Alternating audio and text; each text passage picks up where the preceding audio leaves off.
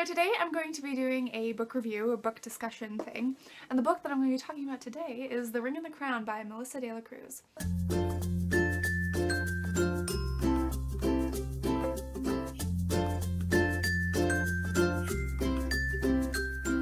Now the biggest thing I wanted to talk about this book is the ending, so I am going to get to that later. Like first I'm going to do kind of a non-spoilery sort of review of it, but then I really want to talk about the ending. So if you've read the book and know what I'm talking about, you should stay tuned till the end and we can discuss the ending because I have lots of feelings.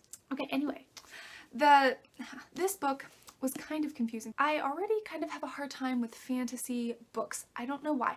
They tend to be confusing for me. Probably because there are multiple characters, and this book has multiple characters. There's Marie Victoria, she's a princess. Elwyn, she's like a sorceress person. Isabel, like a lady at court.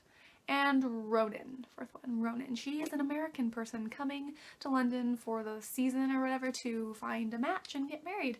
And all these people, they're all like teen girls, same age. And there's like multiple love stories going on. When there's multiple characters, I get confused and I like need one thing to focus on, and when there's lots of things going on and all of these subplots, like it was a lot. It was a lot. One of the things I wish was done better, I feel like I'm jumping into this saying all the bad things. I liked this book, don't get me wrong. But one of the things I wish had happened, I almost feel like it should have been longer because at the end, there was just so much explaining super quickly and I just got confused. So I feel like it should have been a little slower to explain what was happening because I got lost. But the good things about this book, because I did like this book a lot. I did like all the characters. There weren't any characters that I didn't like. I also feel like even though I got a little confused sometimes, the characters were all very different, which is good and a hard thing to do. To write from multiple characters' perspectives and make them all different people is really hard, and I feel like the author did that really well. Like each character has a specific personality and it's very different from all the other characters, and yet I like each one of them, and I feel like the author did a really great job in doing that. To accomplish that is really hard, and I really enjoyed that. So I liked all of the characters. They were all very interesting to read about. The other thing I liked about this is there's lots of romance in it, and I like romance. There's romance with each of the characters. All four of them have kind of different things going on, and I really liked that. I liked all of the male characters as well, all of the different romantic interests. Actually, there were a few chapters written from their perspectives, but they're all very different. Again, they're not just the same, you know, perfect dude over there that we all fall in love with. No, they're very different, and there are some that you don't like, and I liked that because I think what's interesting, it brought kind of this tension to the story, not just for the characters but for the reader, because I'm kind of like, well, I don't know if I like this guy and I don't really want you to fall in love with him, but I want you to be happy. So it's like there's really good conflict. I also think the story is very imaginative.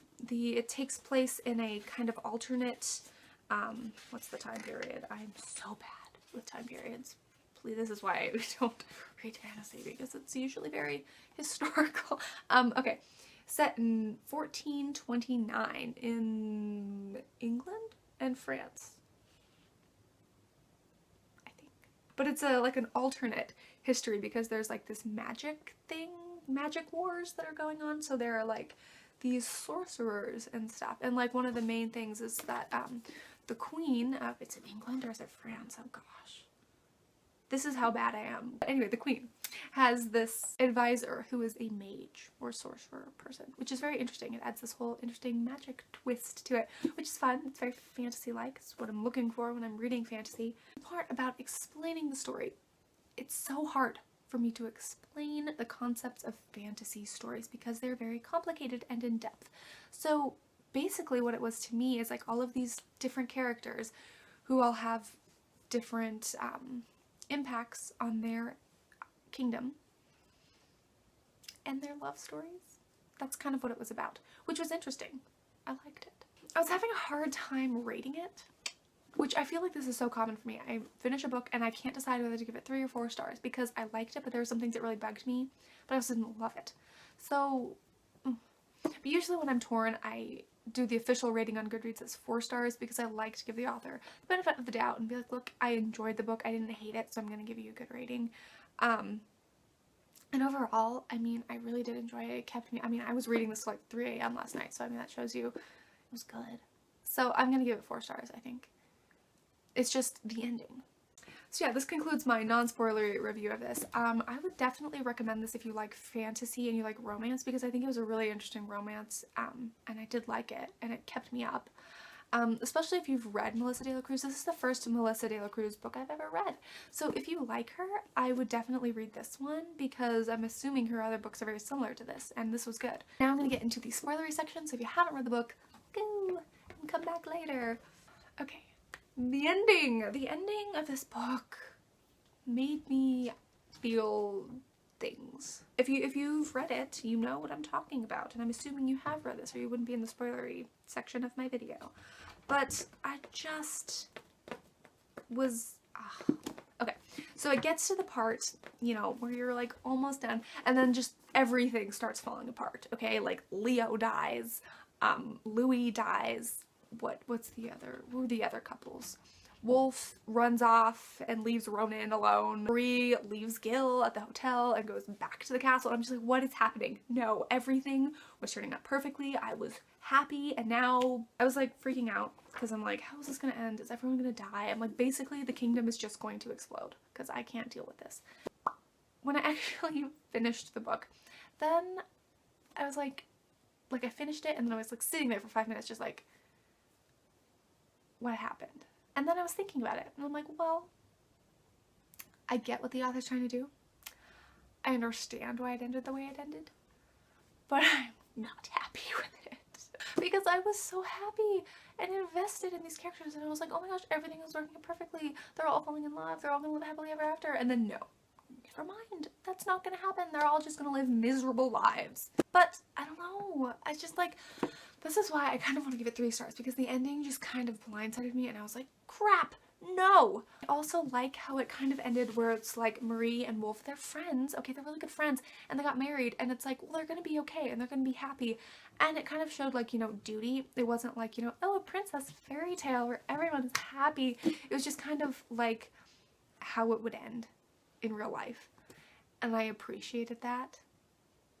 I was very upset about Ronan and Wolf because I wanted them to be together, but no. But I get it, I get it. Okay, the one thing though, I was happy with everything.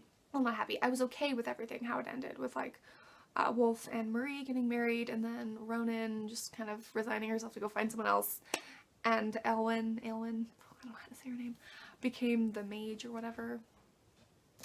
But then Isabel is stuck with her creepy cousin.